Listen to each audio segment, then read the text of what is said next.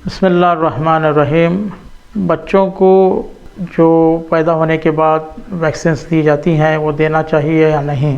जो वैक्सीन्स दी जाती है कहीं ना कहीं फ्रॉड है और बच्चों को नुकसान देने वाली है।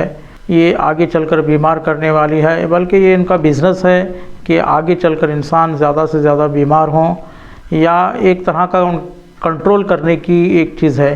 देखिए, ना आप अपने बच्चों को पोलियो वैक्सीन्स दें, ना बीसीजी वैक्सीन दें, ना कोई बूस्टर दें, ना कुछ नहीं, क्योंकि अल्लाह ने हमें बहुत ही बेहतरीन तरीके से बनाया है। लक़द ख़लक़नल इंसान फ़ी अहसनि तक़वीम।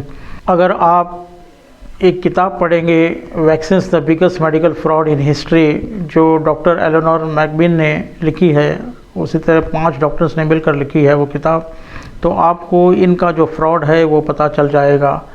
WHO और CDC ये सब मिलजुल कर हम सबको बीमार करने की कोशिश कर रहे हैं, हम सबको कंट्रोल करने की कोशिश कर रहे हैं, इनका बिज़नेस चलाने की कोशिश कर रहे हैं। लेकिन हेल्थ किसकी ख़राब हो रही है? हमारी ख़राब हो रही है। बल्कि इंसान के बॉडी के अंदर जब से बच्चा पैदा हो, कोई हराम चीज़ नहीं जाना चाहिए, कोई नजीस चीज़ नहीं जाना चाहिए, लेकिन हमें वैक्सीन्स के नाम पर कुछ ऐसी चीज़ें दी जा रही हैं जो हमारी सेहत के लिए सही नहीं है।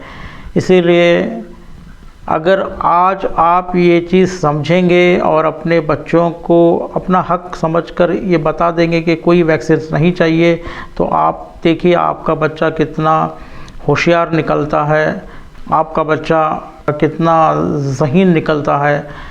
क्योंकि ये जो हमारे जहनों को कमज़ोर किया जाता है इन्हीं वैक्सीन्स की वजह से, ये ऑटिज़म जैसी बीमारी हो रही है इन्हीं वैक्सीन्स की वजह से, और जितनी भी बीमारियां हो रही हैं, जो बच्चे अपाहिज पैदा हो रहे हैं या उनके दिमाग को कमज़ोर होते हैं, ये इन्हीं वैक्सीन्स और दवाओं की वजह से है।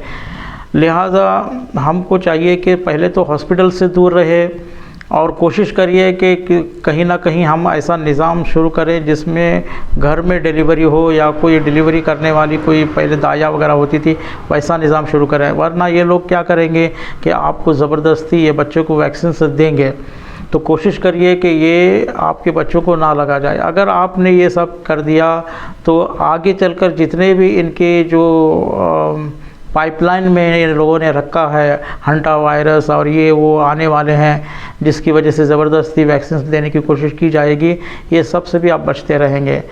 क्योंकि हम लोग ये जो हॉस्पिटल्स में जो भी कहते हैं वो अपने बच्चों को लगाते हैं, तो इनको एक आदत हो गई है कि हम किसी तरह भी इंसान को कंट्रोल कर सकते हैं। तो यहाँ पर ही हमको जड़ देखना है, जड़ कहाँ पर है। तो जड़ यही है कि जो बच्चों को वैक्सीन लगाई जाती है यही जड़ है। लिहाजा मैं तो कहूँगा कि वैक्सीन्स ही इंसान की आगे चलकर बीमारियों का ज़रिया होते हैं, से बचते रहें।